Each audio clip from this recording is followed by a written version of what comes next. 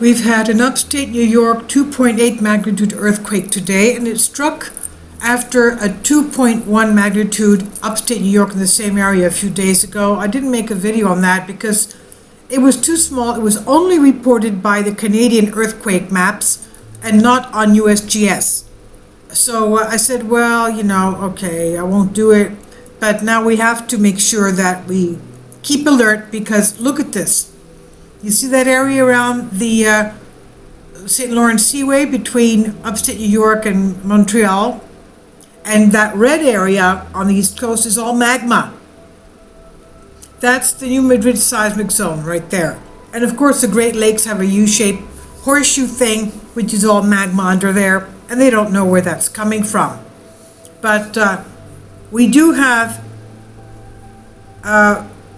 what looks like a swarm. I don't know, would you call it a swarm? I have no idea.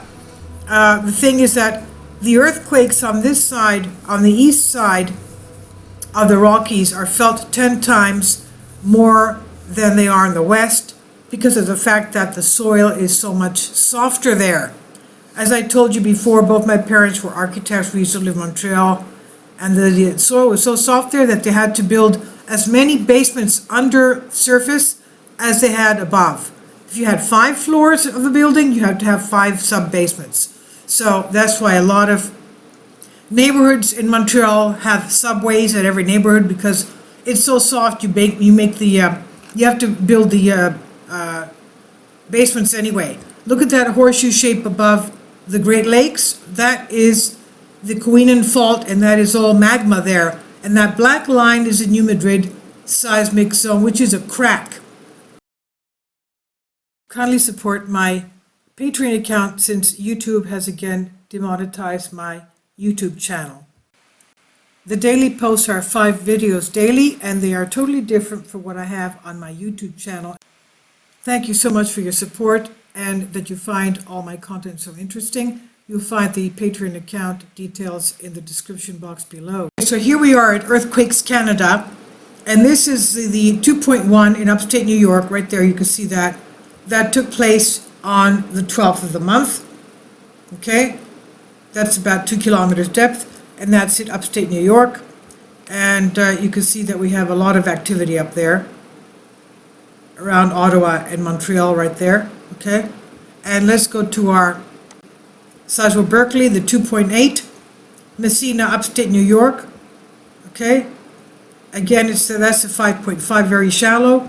And let's go to our 173 people reported feeling it, and that's it right there, above the Adirondacks, which are beautiful mountains. We've vacationed there many times. Okay, topographic, that's Montreal right there. So it's about 100 miles from Montreal, Cornwall. Okay, and of course we don't have historic seismicity. That's not that much there. But we have known, we were told that, let's go here, the area of Quebec right around here, this is basically to be viewed as a supervolcano area, but not many people talk about that. Okay, these are the Great Lakes, and this is where we have our crack. Okay, this is our crack right here. Right there, that's the New Madrid seismic zone, but it should be called New Madrid rift zone because it's rifting. And the map that we saw before has the magma under there. That's St. Lawrence River, Ontario, Lake Erie, and that's the Mississippi River, as you can see right there. Okay, the Great Lakes have their own magma underneath. That was there from about 990 million years, about a billion years ago. But they don't know where the origin of that magma is, because it's so old. And of course, these are the underwater seamounts heading towards Maine and Montreal and Ottawa. Maine has 5 volcanoes, as we all know, 4 of them in a 100-mile radius from each other.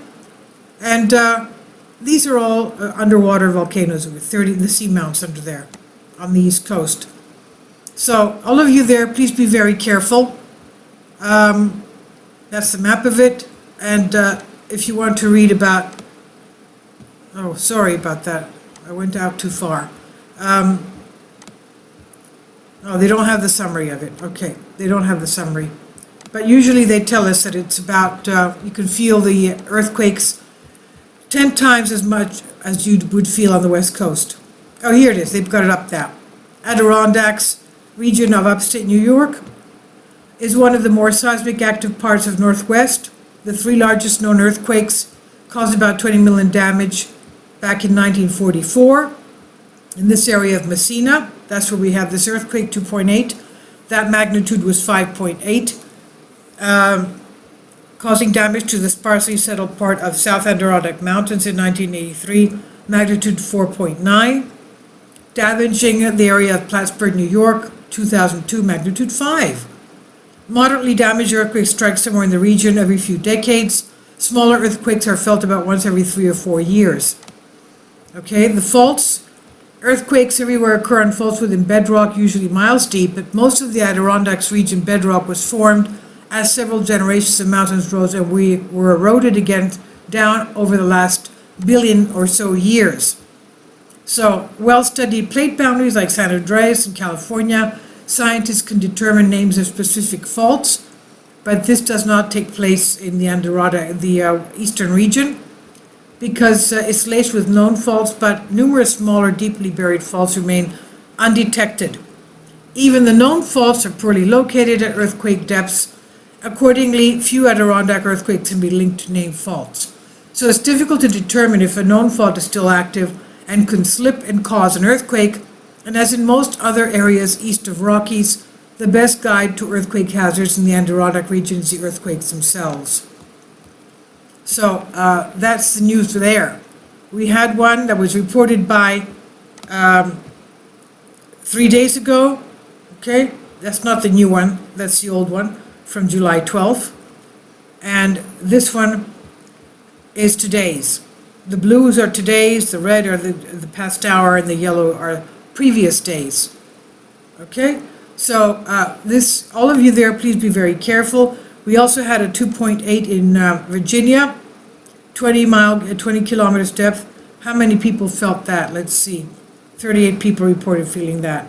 Again, that's in the area of the New Madrid seismic zone.